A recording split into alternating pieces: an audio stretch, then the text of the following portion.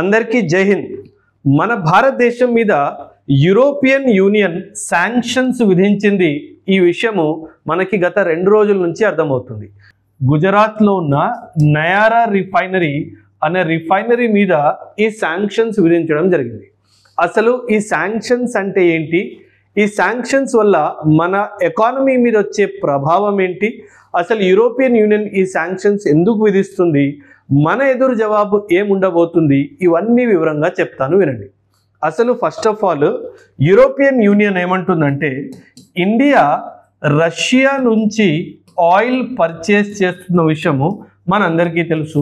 European union ఏమంటుందంటే, ఈ Russian oil India ఏదైతే పర్చేస్ చేస్తుందో, రష్యా దీని ద్వారా వచ్చిన డబ్బుని వాడి దాంతో వెపన్స్ తయారు చేసుకొని యుక్రెయిన్ మీద దాడి చేస్తుంది. అందుకే మేము రష్యా మీద శాంక్షన్స్ ఇంపోజ్ చేస్తున్నాము. అదేవిధంగా రష్యా ఓన్డ్ ఏదైనా ఫ్యాక్టరీ కానీ కంపెనీ కానీ ఉంటే వాటి మీద కూడా శాంక్షన్స్ విధిస్తున్నాము అని చెప్పారు. యాక్చువల్లీ ఈ గుజరాత్లో ఉన్న మన నయారా రిఫైనరీలో రష్యాకి చెందిన రాస్నెఫ్ట్ అని చెప్పి ఒక కంపెనీ ఉంది. రాస్నెఫ్ట్ కంపెనీకి ఈ కంపెనీలో 49.13% షేర్ హోల్డింగ్ ఉంది. సో యూరోపియన్ యూనియన్ ఏమంటుందంటే, ఇది ఇండియాలో గుజరాత్లో ఉన్న రిఫైనరీ, ఇందులో రష్యాకి 49.13% స్టేక్స్ ఉన్నాయి కాబట్టి ఇక్కడ వచ్చిన ప్రాఫిట్స్లో 49% స్టేక్స్ ఉంటాయి. దీనివల్ల రష్యాకి డబ్బులు వస్తున్నాయి, ఆ డబ్బులు వాడి వెపన్స్ తయారు చేసుకొని యుక్రెయిన్ మీద దాడి చేస్తుంది అని చెప్తుంది.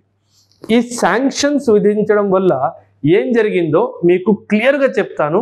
ఏ న్యూస్ ఛానల్లో కానీ ఏ పేపర్లో కానీ దీని గురించి పెద్దగా రాయలేదు. యాక్చువల్లీ ప్రస్తుతము యూరోపియన్ యూనియన్ రష్యన్ ఆయిల్ మీద ఒక క్యాప్ పెట్టింది. అంటే ఏంటి, మీరు ఏ దేశానికైనా ఆయిల్ సేల్ చేస్తే గనక దీని ప్రైస్ $60 పర్ బ్యారెల్ అని చెప్పింది. యాక్చువల్లీ ఆయిల్ ఎప్పుడు కూడా బ్యారెల్స్లోనే సరఫరా అవుతుంది. ఒక బ్యారెల్లో సుమారు 158.7 లీటర్స్ ఆఫ్ ఆయిల్ ఉంటుంది. 158 to 159 లీటర్స్ ఆఫ్ ఆయిల్ ఒక బ్యారెల్లో వస్తుంది. ఇంతకు ముందు యూరోపియన్ యూనియన్ ఏం చెప్పిందంటే, ఒక బ్యారెల్ నువ్వు $60 పర్ బ్యారెల్ మాత్రమే అమ్మగలవు, దీనికి పైగా అమ్మడానికి వీల్లేదు అని చెప్పి. సో దీన్ని ప్రైస్ క్యాపింగ్ అంటారు. ఈ శాంక్షన్స్ విధించడం వల్ల ఈ ప్రైస్ని ఇంకా తగ్గించేయడం జరిగింది. సో యూరోపియన్ యూనియన్ ఏమంటుంది, ఇప్పుడు రష్యా ఒక బ్యారెల్ $47.6కి మాత్రమే అమ్మగలదు అని చెప్పింది. అంటే ఏంటి, ఇక్కడ ప్రైస్ ఇంకా తగ్గించేసినట్టు లెక్క. అంటే మీరు అనుకోవచ్చు, సార్ ప్రైస్ తగ్గిస్తే మనకి లాభమే కదా. అవును, 100% ఇండియాకి ఇది లాభము. ఎందుకంటే ఇంతకు ముందు నేను $60 కొంటున్న వాడిని ఇప్పుడు నేను $47.6కే నాకు 158.7 లీటర్స్ల ఆయిల్ లభిస్తుంది. కానీ ఇక్కడ వెరీ ఇంపార్టెంట్ ఒక విషయం, ఎందుకంటే ఇప్పుడు ఈ శాంక్షన్స్ వల్ల మనకి ప్రైస్ తగ్గినట్టు అనిపించవచ్చు. కాకపోతే యూరోపియన్ యూనియన్ ఏం చెప్పింది, ఒకవైపు నేను ప్రైస్ తగ్గించాను, రెండవ వైపు అమెరికా ఏం చెప్తుంది, ఎవరైనా రష్యన్ ఆయిల్ కొంటే గనక నేను వాళ్ళ మీద టారిఫ్స్ విధిస్తాను. 100% to 500% టారిఫ్ విధిస్తాను అని చెప్తున్నారు.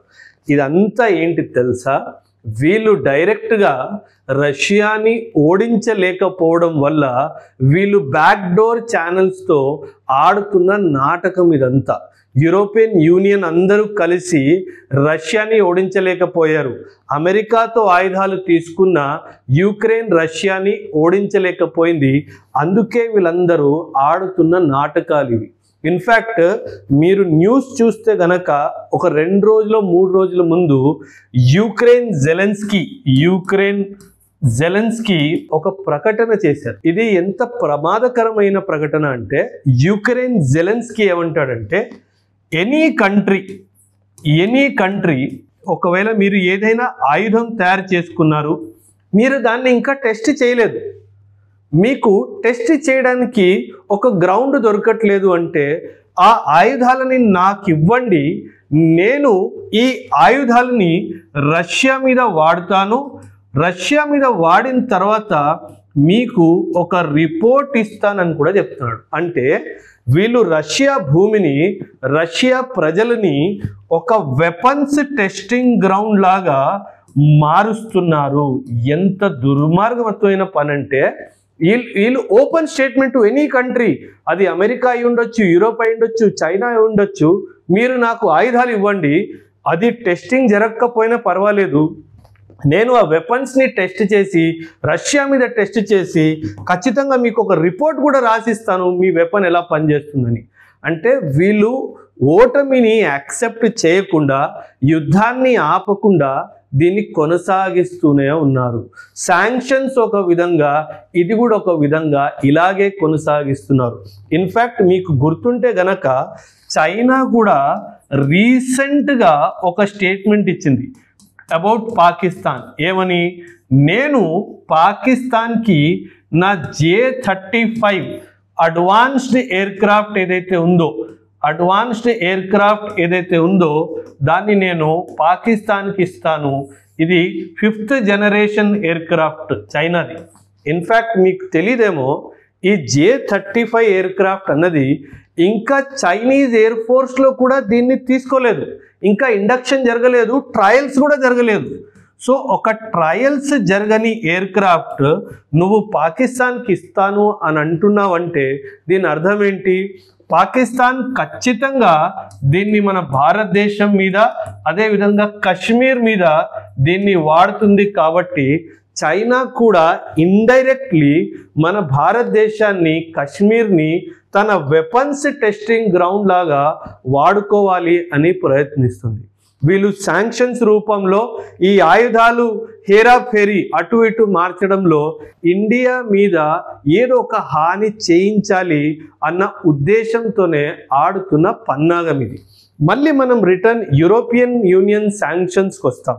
ఇప్పుడు వీళ్ళు యూరోపియన్ యూనియన్ ఏమన్నారంటే, ఎవరైనా రష్యా నుంచి కొన్న ఆయిల్, రష్యా ద్వారా కానీ ఇండైరెక్ట్గా ఇండియా ద్వారా కానీ కొన్నా సరే ఆ కంట్రీస్ మీద కూడా మేము టారిఫ్స్తో దాడి చేస్తాము అని భయపెట్టడానికి ట్రై చేస్తున్నారు. సో మన హర్దీప్ పూరి గారు ఈయన ex diplomat, presently he is our oil minister. తినేమన్నారంటే హర్దీప్ పూరి గారు చాలా సింపుల్గా ఒక స్టేట్మెంట్ ఇచ్చారు.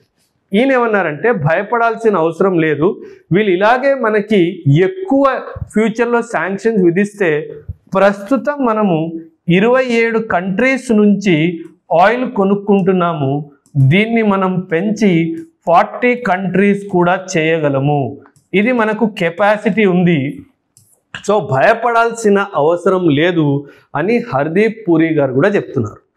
ఇంకో విషయం ఏంటంటే, మీకు యాక్చువల్లీ ఇది చాలా గమ్మత్తైన విషయం.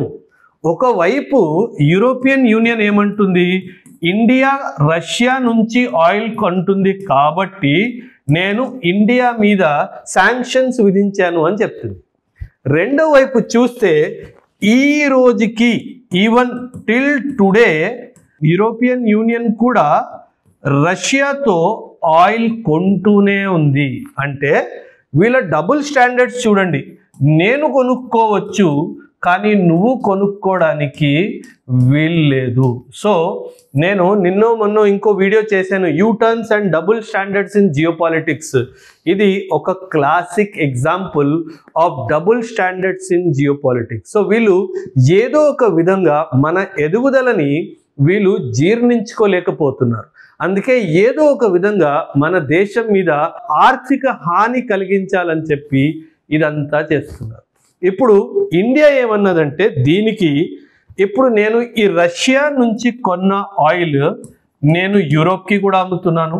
సో ఇండియా ఇప్పుడు ఏమన్నదంటే నేను ఈ ఆయిల్ ఇంకా యూరోప్కి అమ్మను, నేను ఆఫ్రికాకి అమ్ముతాను, నేను ఏషియన్ కంట్రీస్కి అమ్ముతాను అని చెప్పి ఒక ప్రకటన రిలీజ్ చేసింది.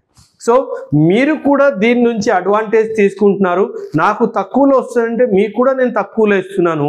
మీరు రెండు వైపులా అడ్వాంటేజ్ తీసుకుంటున్నారు. ఒకవైపు రష్యా నుంచి డైరెక్ట్గా కొంటున్నారు, రెండో వైపు నా నుంచి కూడా కొంటున్నారు. సో ఇండియా జవాబు ఏమిచ్చిందంటే టిట్ ఫర్ టాట్, నేను మీకు అమ్మను, ఏషియన్ కంట్రీస్కి ఆఫ్రికన్ కంట్రీస్కి అమ్ముతాను, మీతో నాకు భయపడాల్సిన అవసరమే లేదు.